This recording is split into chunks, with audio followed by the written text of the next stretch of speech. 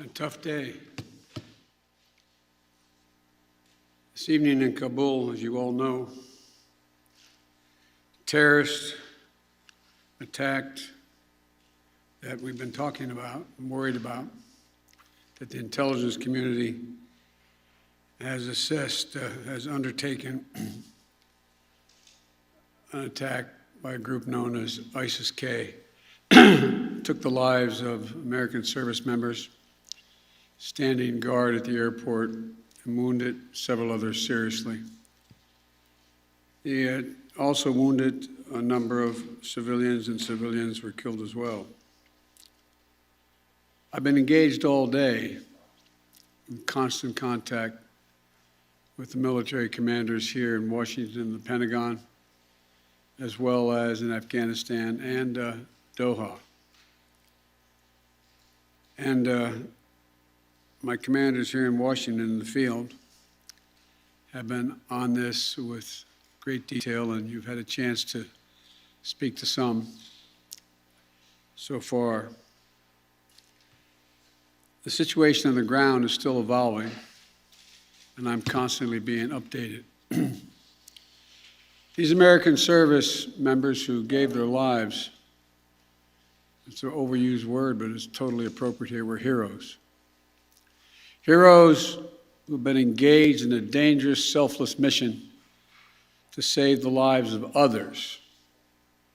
They're a part of an airlift, an evacuation effort unlike any seen in history, with more than 100,000 American citizens, American partners, Afghans who helped us, and others taken to safety in the last 11 days. Just in the last 12 hours or so, another 7,000 have gotten out. They were part of the bravest, most capable, the most selfless military on the face of the earth. And they're part of simply what I call the backbone of America. They're the spine of America, the best the country has to offer. Jill and I, our hearts ache, like I'm sure all of you do as well, for all those Afghan families who lost loved ones, including small children, or have been wounded in this vicious attack. And we're outraged as well as heartbroken. Being the father of an Army major who served for a year in Iraq, and before that was in Kosovo as a U.S. attorney for the better part of 6 months in the middle of a war. When he came home after a year in Iraq, was diagnosed, like many, many coming home, with an aggressive and lethal cancer of the brain. We lost. We have some sense, like many of you do, what the families of these brave heroes are feeling today. You get this feeling like you're being sucked into a black hole in the middle of your chest. There's no way out. My heart aches for you. But I know this. We have a continuing obligation, a sacred obligation to all of you, the families of those heroes.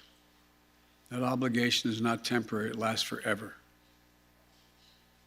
The lives we lost today were lives given in the service of liberty, the service of security, and the service of others, in the service of America. Like their fellow brothers and sisters in arms who died defending our vision and our values in the struggle against terrorism, of the fall on this day, they're part of a great and noble company of American heroes. To those who carried out this attack, as well as anyone who wishes America harm, know this: we will not forgive. We will not forget. We will hunt you down and make you pay. I will defend our interests and our people with every measure at my command. Over the past few weeks, I know many of you are probably tired of hearing me say it, we've been made aware by our intelligence community that the ISIS-K, an arch enemy, the Taliban, people who were freed when both those prisons were opened, has been planning a complex set of attacks on United States personnel and others. This is why, from the outset, I've repeatedly said this mission was extraordinarily dangerous, and why I've been so determined to limit the duration of this mission. As General McKenzie said, this is why our mission was designed, this is the way it was designed to operate. Operating under severe stress and attack. We've known that from the beginning. And as I've been in constant contact with our senior military leaders, and I mean constant, round the clock, and our commanders on the ground and throughout the day, they made it clear that we can and we must complete this mission, and we will. And that's what I've ordered them to do. We will not be deterred by terrorists. We will not let them stop our mission. We will continue the evacuation. I've also ordered my commanders to develop operational plans to strike ISIS-K assets, leadership, and facilities. We will respond with force and precision at our time, at the place we choose, in a moment of our choosing. Here's what you need to know. These ISIS terrorists will not win. We will rescue the Americans in there. We will get our Afghan allies out, and our mission will go on. America will not be intimidated, and I have the utmost confidence in our brave service members who continue to execute this mission with courage and honor to save lives and get Americans, our partners, our Afghan allies out of Afghanistan. Every day when I talk to our commanders, I ask them what they need. What more do they need, if anything, to get the job done? As they will tell you, I granted every request. I reiterated to them today on 3 occasions that they should take the maximum steps necessary to protect our forces on the ground in Kabul. And I also want to thank the Secretary of Defense and the military leadership of the Pentagon and all the commanders in the field. There has been complete unanimity from every commander on the objectives of this mission and the best way to achieve those objectives. Those who have served through the ages have drawn inspiration from the book of Isaiah, when the Lord says, "Whom shall I send? Who shall go for us?" The American military has been answering for a long time. "Here I am, Lord, send me. Here I am, send me."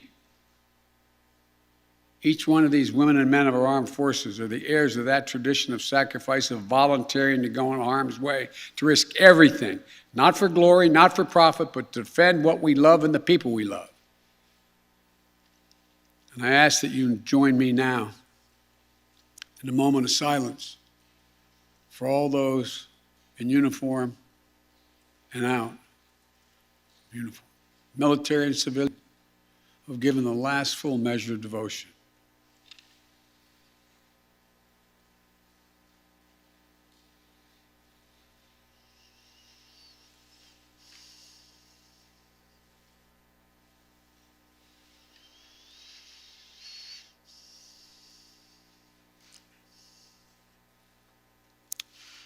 Thank you.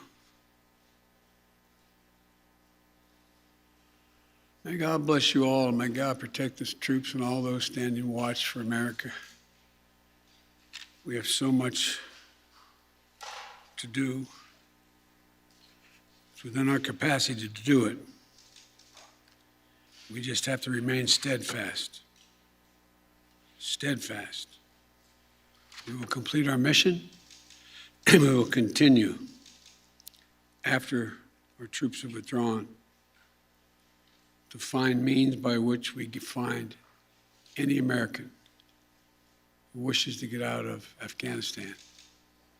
We will find them and we will get them out.